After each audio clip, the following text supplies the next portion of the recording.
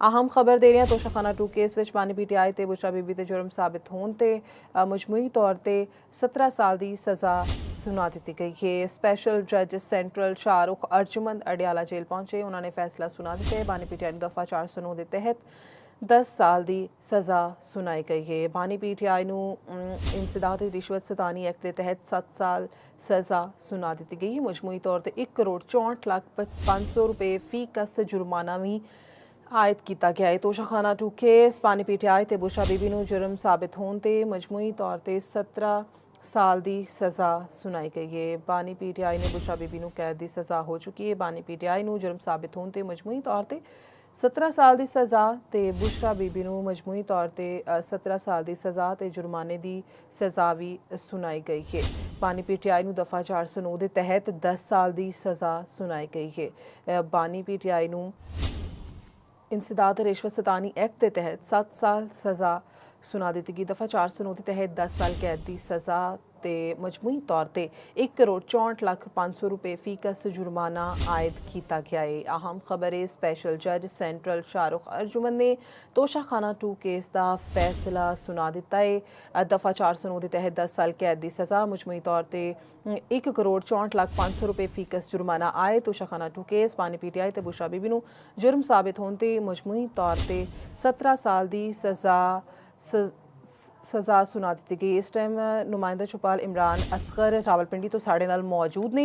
उन्होंने को मजीद तफसीलात जानने हैं। जी इमरान, की तफसीलात ने तुहाडे कोल इस बारे? जी बिल्कुल, अज स्पेशल जज सेंट्रल शाहरुख अर्जुमन ने फैसला कुन समात जी है अडियाला जेल की है और इस बानी पीटीआई मजमूई तौर पर 17 साल कैद और इन्हों की अहलिया बुशरा बीबी 17 साल कैद की सजा सुनाई गई है। जबकि फी मुजरम 1,64,05,500 रुपये जुर्माना आयद किया गया। एक केस जोड़ा गुज़श्ता साल एक गज के मंजूरी हुई थी कि स्पेशल जज सेंट्रल जोड़ा एक केस सुननगे जोड़ा कि FIA का केस है और उस तो बाद बाज़ाब्ता तौर पर ट्रायल होना रहा। इस लगासे की जानिब तो भी जोड़े गवाह ने पेश किए गए बानी पीटीआई और बुशरा बीबी के खिलाफ, लेकिन बानी पीटीआई के दावे के बावजूद वो अपनी बेगुनाही साबित करने लई ना तो कोई डॉक्यूमेंट्री एविडेंस सामने लिया सके, ना ही अपना कोई ऐसा गवाह पेश कर सके जोड़ा तमाम 20 के 20 गवाहों जोड़ा रिजेक्ट कर सकता। लिहाजा अज इस केस का फैसला स्पेशल जज सेंट्रल ने शॉर्ट ऑर्डर के तहत सुना दिता है, जिस तहत साबिक वजीर आजम बानी पीटीआई 17 साल कैद बामुशक्कत सुनाई गई और इसी तरह उन्होंने अहलिया बुशरा बीबी 17 साल कैद बामुशक्कत सुनाई गई। इस केस जो सब तो अहम इल्जाम सी वही सी कि उस वक्त वजीर आजम ने सऊदी अरब के फरमाबरवा को एक तोहफा हासिल किया जोड़ा कि तोशाखाना के जमा कराना जाए सी, या अगर बानी पीटीआई ने हासिल भी करना सी बतौर वजीर आजम तो उसकी जी अमाउंट सी जी कीमत सी वो एक्चुअल लगवाई जानी सी। इल्जाम यह कि इमरान खान ने अपने ऑफिस का गलत अपने ऑफिस बॉय इनाम शाह के जरिए एक प्राइवेट अप्रेजर है सुहेब अब्बासी उसके कोलों 7 करोड़ रुपए मालियत तोहफे की जी कीमत है वो 58 लाख लगवाई, जिस तहत इमरान खान ने उस वक्त हाफ कीमत अदा करके एक गिफ्ट तोशाखाना के जमा कराए बगैर तमाम SOPs से वायलेट करते हुए ये अपने कोल रख लेता। लेकिन उन्होंने वजारत उसमें खत्म होने तो बाद जो केस सामने बाद नैब ने इस केस को अगे लैके चली, लेकिन क्योंकि नैब अमेंडमेंट का फैसला सुप्रीम कोर्ट ने दिता उस तो बाद एक फैसला किया गया कि इस रैफरेंस को एज इट इज FIA के हवाले कर दिता जाए। फिर रेफरेंस जो एक केस बन गया और FIA ने इसकी तफ्तीश की और वही तफ्तीश अगे बढ़ाएगी जी कि नैब ने ऑलरेडी की थी। इसका मजमूई तौर पर 20 जोड़े गवाह ने इमरान खान और बुशरा बीबी के खिलाफ पेश किए गए और एक वायद केस है इमरान खान के खिलाफ जिस उस वक्त मिलिट्री सैकटरी और डिप्टी मिलिट्री सैकटरी बतौर गवाह इमरान खान के खिलाफ अदालत के पेश हुए।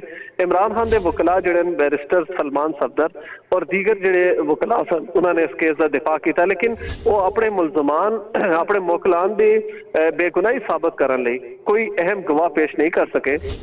लिहाजा अज अदालत ने 16 अक्तूबर तो बाद अज इस समाज जी 20 दिसंबर अडियाला जेल इसका इनकाद किया। स्पेशल जज सेंट्रल बाज़ाब्ता तौर पर अपने अमले के नाल अदालत में मौजूद सन। इसी तरह इमरान खान के वकील बैरिस्टर सलमान सफदर जोड़ा वह भी अदालत में मौजूद सन। अदालत ने जवाबल जवाब इस्तगासा की जानिब तो जमा होने तो बाद इसका शॉर्ट ऑर्डर सुना दिता है, जिस तहत इमरान खान को 17 साल कैद की सजा सुनाएगी और इसी तरह बुशा बीबी उन्होंने एहलिया 17 साल कैद की सजा सुनाएगी। दोनों को पब्लिक ऑफिस होल्डर की एहलियत ऑटोमैटिकली, क्योंकि वकला का कहना है कि ऑटोमैटिकली इन्होंने नाफिज हो जाएगी कि ना अहल हो चुके हैं। और इसी तरह जो जुर्माना है वो एक मुजरम के उत्ते 1,64,05,000 रुपये जुर्माना आयद किया गया।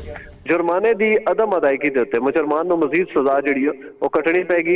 एक केस का फैसला सुनाने तो बाद जज शाहरुख अर्जमन जोड़ा वो अपने सिक्योरिटी स्क्वाड के नाल अडियाला जेल तो रवाना हो गए। जी बहुत शुक्रिया इमरान असगर, तुसीं सानू अपडेट कर रहे थे।